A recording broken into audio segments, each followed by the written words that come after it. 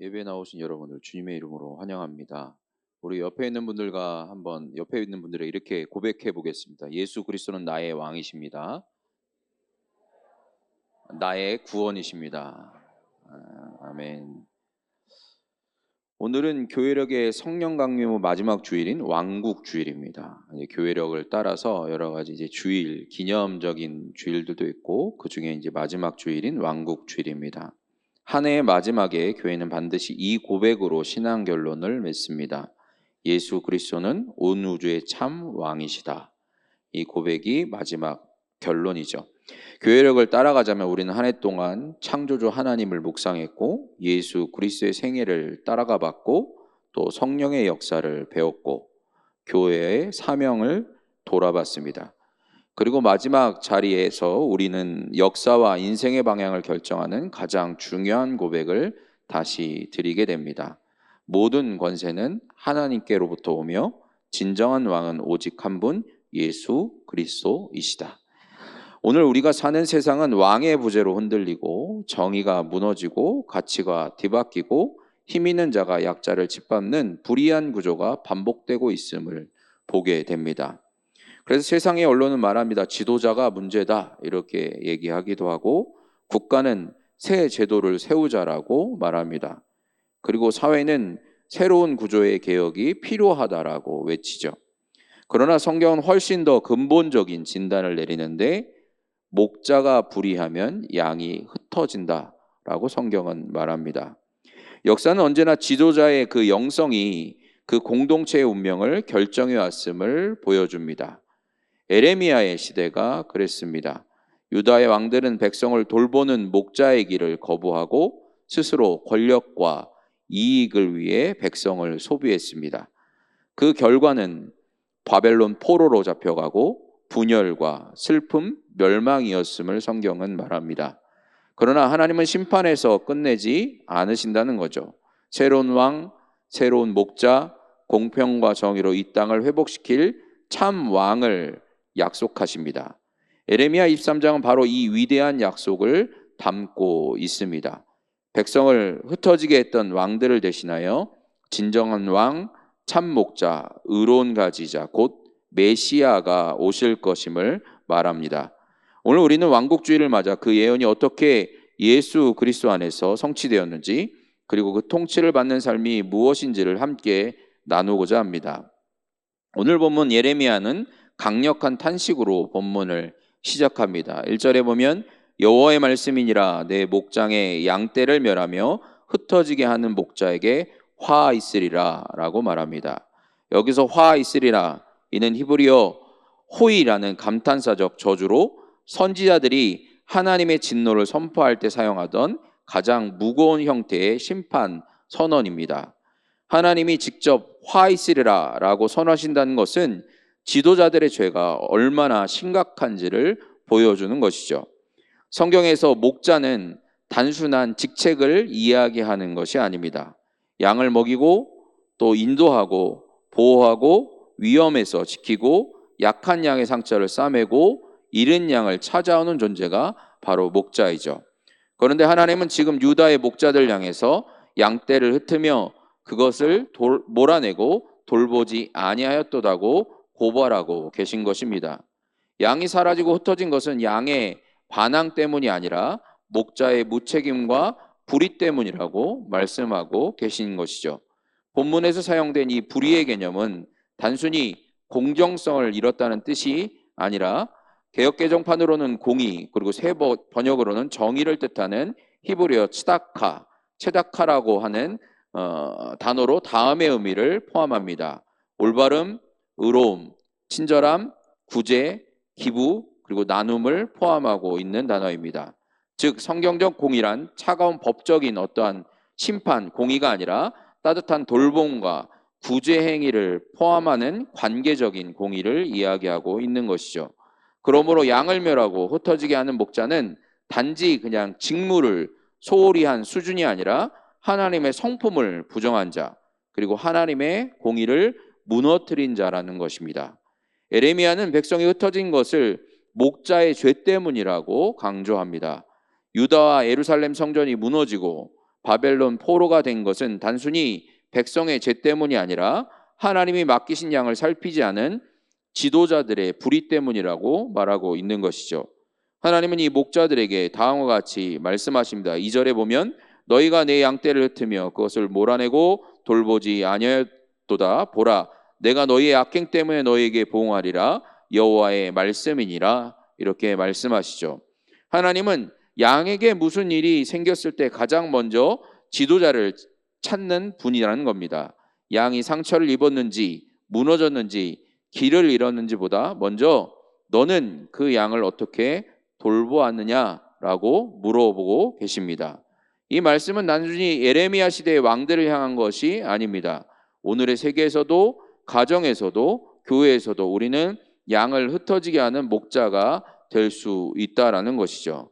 가정의 가장이자 부모이지만 가족을 돌보지 않는 사람, 교회의 직분자이지만 성도를 상하게 하는 사람, 권력을 가졌지만 약자를 위해서 사용하지 않는 사람, 말을 통해 사람을 세우기보다 흩어지게 하는 사람. 하나님은 이러한 목자의 불의를 결코 눈 감지 않으신다고 말씀하십니다. 하나님은 양의 눈물보다 목자의 행동을 먼저 살피시는 분입니다. 그러므로 우리는 우리 자신에게 물어야 합니다. 나는 맡겨진 양을 살리는 목자인가? 아니면 흩어지게 하는 목자인가? 성도라면 우리는 더 깊이 자신을 살펴야 하는 것입니다. 하나님은 목자의 불의와 방치를 결코 모른 척하지 않으신다라는 거죠. 교회는 이 세상의 목자입니다. 하나님을 따라 사는 삶으로 이 세상에 잃어버린 양을 찾으러 다니는 목자여야 합니다. 그런데 그 교회의 목자의 역할을 맡은 교회가 불의하다면 하나님은 그 책임을 교회에게 물으신다고 말씀하고 계신 것입니다. 그러나 그 심판으로 끝이 난다면 불행하겠죠. 그러나 그 심판이 끝이 아니라고 오늘 성경은 말합니다. 예레미야의 예언은 언제나 심판과 함께 회복의 약속을 품고 있습니다.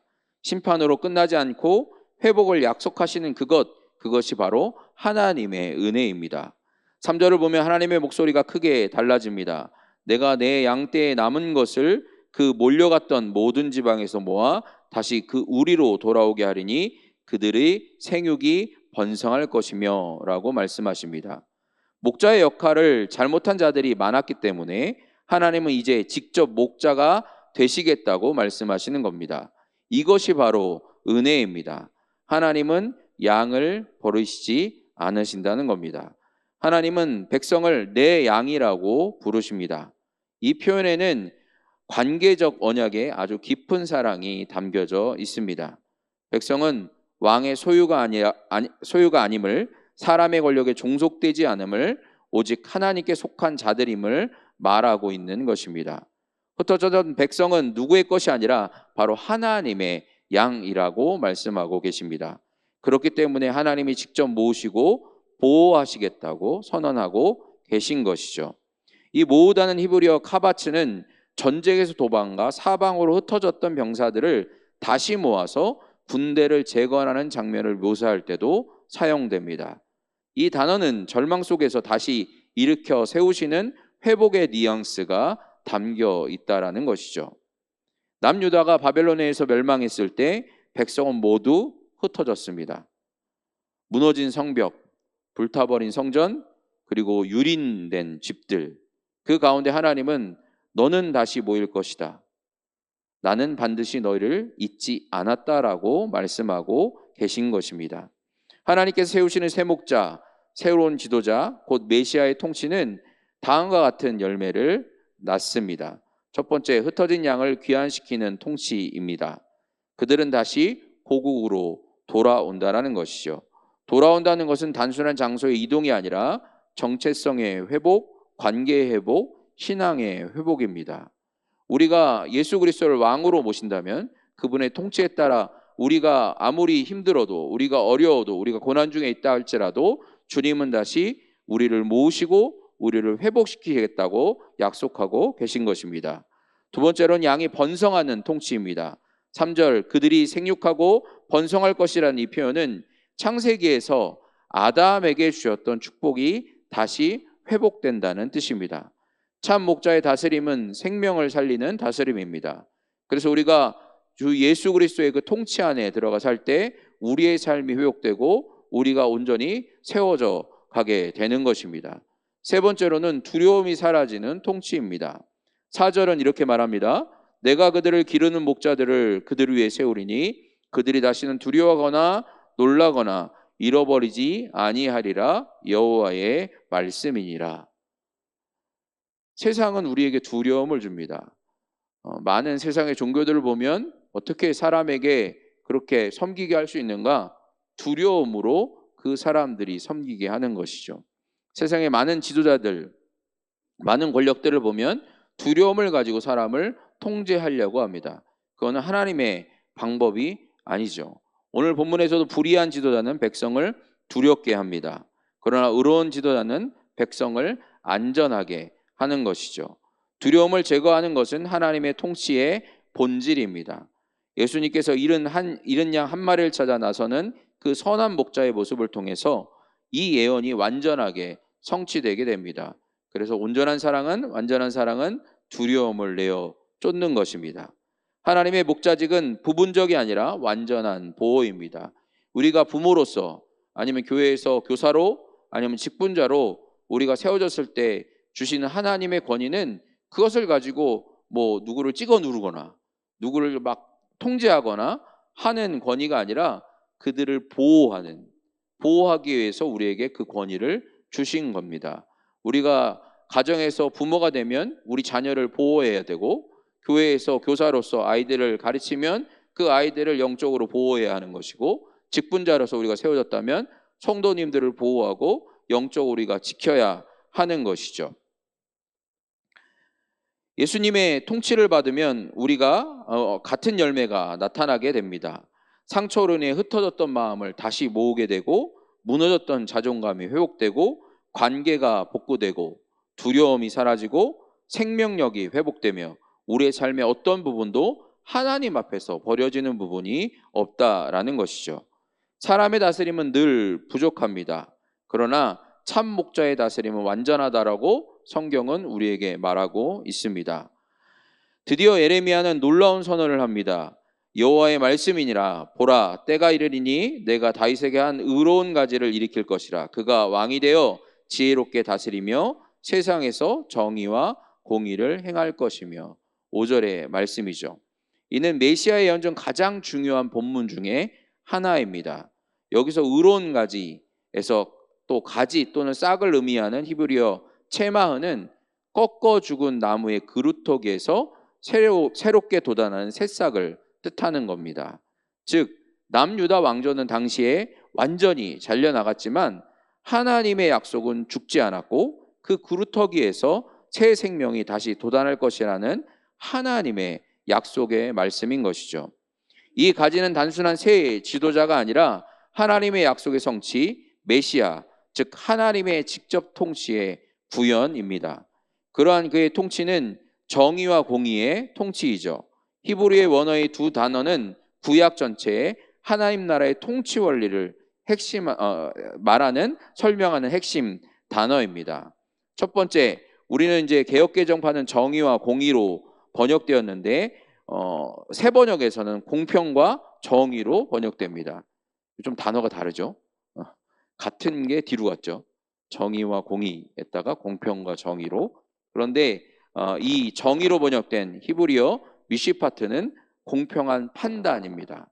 법정 용어인 것이죠. 공평하게 공평하게 재판하라 라는 말입니다. 이는 기울어진 저울을 사용하지 않고 가난한 자라고 편애하지 않고 부자라고 두려워하지 않는 것입니다. 사람의 배경이나 힘이 아니라 진리와 사실로 판단함을 이야기하는 것이죠.